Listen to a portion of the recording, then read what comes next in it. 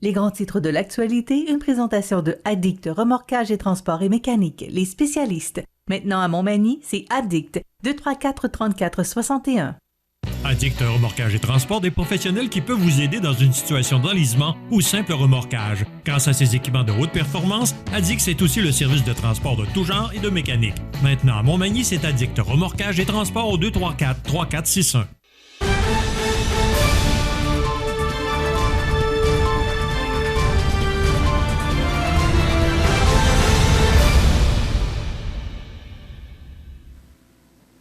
Les grands titres de l'actualité pour aujourd'hui. José Soucy, bon matin. Bon matin. José, je ne sais pas si tu as eu l'occasion de regarder et d'entendre la chronique, pas la chronique, pardon, mais l'entrevue qu'on vient de faire avec M. Stead et M. Bourget. Écoute, moi j'ai l'impression que le téléphone va sonner chez M. Stead parce que d'aller investir 30 millions à Saint-Damien-de-Buckland, pour combler les besoins de main-d'œuvre, le manque de main-d'œuvre chez IPL et chez le projet est pour Plastic Mart qui est devenu Exos. Là, je ne savais pas ça que ça avait été vendu, mais on va là pour combler des besoins de main-d'œuvre. Écoute, c'est ce qui pouvait arriver de mieux à un maire. Moi, j'ai l'impression que beaucoup de maires de plusieurs municipalités souhaiteraient qu'une telle chose leur arrive. Bon, on n'a pas le choix d'être innovant, Michel. Là, tu sais, c'est une problématique qui touche l'ensemble de la province de Québec. C'est partout pareil. On s'arrache les employés. On a complètement changé la situation de bord. Il fut un temps, jadis, qu'il fallait pratiquement se mettre à genoux pour avoir un emploi. Et si ça ne faisait pas, tu avais souvent des employeurs qui se foutaient un peu de l'être humain là-dedans et des problématiques qu'il tossaient, qu'il balayait du revers de la main, qu'il en cherchait un autre. Si c'est pas toi, ça va être un autre. Maintenant, ça a changé. Il y en a qui sont rendus mal pris. Alors, bien entendu, c'était pas tous les employeurs. Il y avait des bons employeurs. Il y en aura toujours des bons employeurs, mais tu auras toujours des pommes pour au travers. Mais ce que j'en comprends, c'est qu'on prend les grands moyens pour aller chercher des gens parce qu'on n'a pas le choix, Michel. La situation est critique. Souvent, on est obligé de ralentir notre production parce qu'on manque de main-d'œuvre. Je me souviens, à Montmagny, des usines qui peuvent pas rentrer dans toutes les commandes demandées par leurs demandeurs ou leurs clients parce qu'ils manquent de main-d'œuvre. Ils sont obligés de refuser des contrats. Et ça, c'est difficile pour des gens qui veulent agrandir, qui veulent s'expansionner, qui veulent avoir une production plus efficace, Michel. En tout cas, ce sont de bonnes nouvelles. Écoute, pour une municipalité de 2000 de population, un projet de 30 millions, là, 24 unités de logement, ça se prend bien. En plus, la congrégation là, qui fait don de ces locaux. Alors, pour M. Bourget, c'est une bonne nouvelle. Maintenant, j'ai mentionné à M. Stead qu'il risque que le téléphone sonne parce que sûrement que d'autres entreprises voudront d'autres maires, et d'autres entreprises aussi, voudront avoir de tels projets chez eux pour combler les besoins de main-d'œuvre. On sait que c'est le problème de toutes les municipalités et de tout le Québec, mais aussi du Canada. Exactement. C'est pas facile ces temps-ci. Là.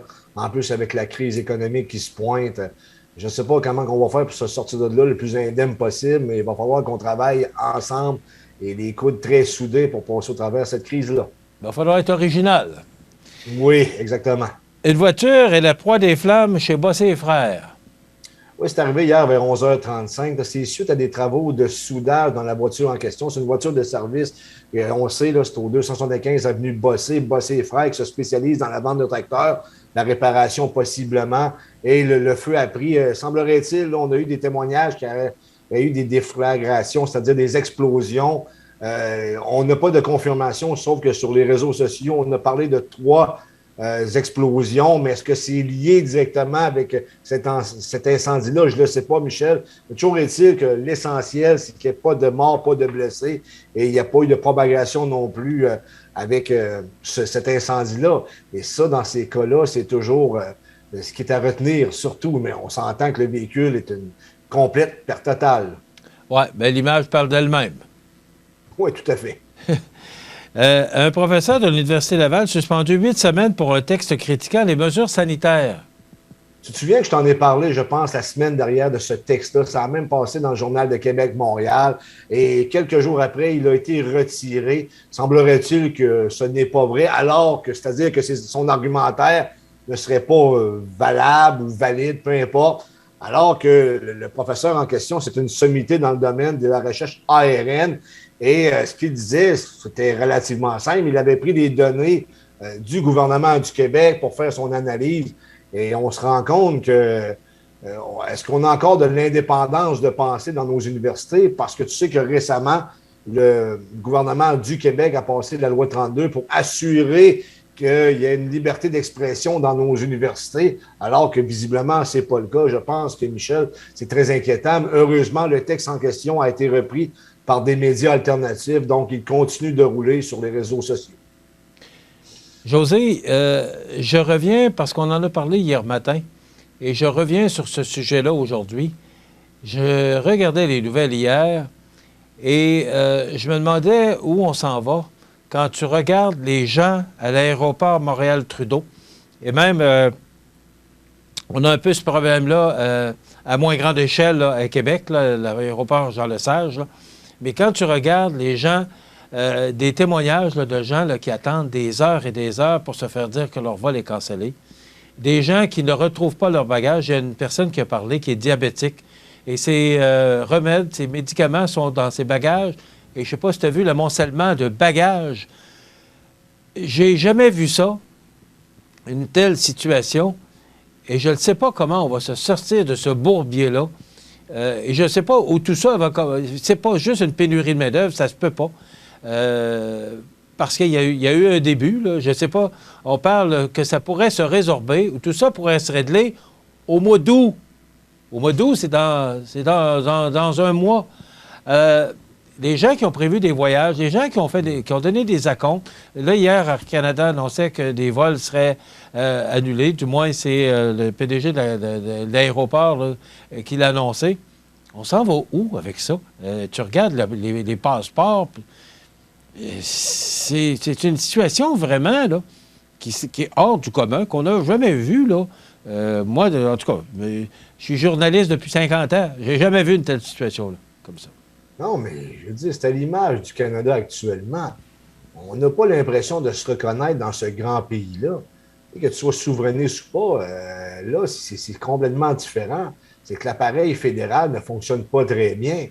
Et on est, comme je l'ai dit, depuis 2 ans, on a des œillères et on ne fait que regarder la COVID-19 alors que tout le reste commence à s'écrouler. Je ne dis pas tout, là, c'est sûr que j'exagère un peu, mais on s'entend qu'on n'est pas un pays du tiers-monde. Si on entendait de telles histoires en Haïti où c'est corrompu, qu'il n'y a pas grand-chose qui fonctionne, on pourrait dire, ben là, c'est Haïti, je veux dire, êtes-vous surpris? Mais là, c'est le Canada, un pays du G7, hein? Un pays soi-disant moderne, avec une infrastructure solide, et on n'est même pas capable de s'occuper de nos voyageurs avec les passeports et le bagage. C'est comme si on a l'impression collectivement que le gouvernement fédéral ne veut pas qu'on voyage. Parce qu'il fait tout pour, on dirait, nuire à cette industrie-là avec son incompétence. Hier, tu avais Bernard Généreux, notre député fédéral. Et là, il raconte que les ministres libéraux, ouais, là, il faudrait peut-être qu'ils reviennent de travailler en présentiel, là, les gens qui s'occupent des passeports. Et ça fait 5 mois qu'on en parle. Mais ils se réveillent, là. Je ne sais pas où tout ça va se rendre, mais les gens sont à l'aéroport, sont exténués, je ne sais pas, tu regardes cette situation-là, puis tu dis, ben voyons donc, c'est pas chez nous, là. Mais pourtant, c'est à côté, c'est à Montréal. Et le problème n'est pas qu'à Montréal, on l'a mentionné, là. Il est à Toronto, il est à Vancouver, donc il y a bien d'autres aéroports où on vit ce problème-là. José, merci beaucoup. On se retrouve lundi. Je te souhaite une bonne fête du Canada. Je vous souhaite à vous également de passer une belle fête du Canada. Donc, on se retrouve lundi pour une autre émission d'information sur la Côte-du-Sud. Passez une belle fin de semaine et surtout, soyez prudents. Que ce soit sur les plans d'eau ou sur la route, soyez prudents.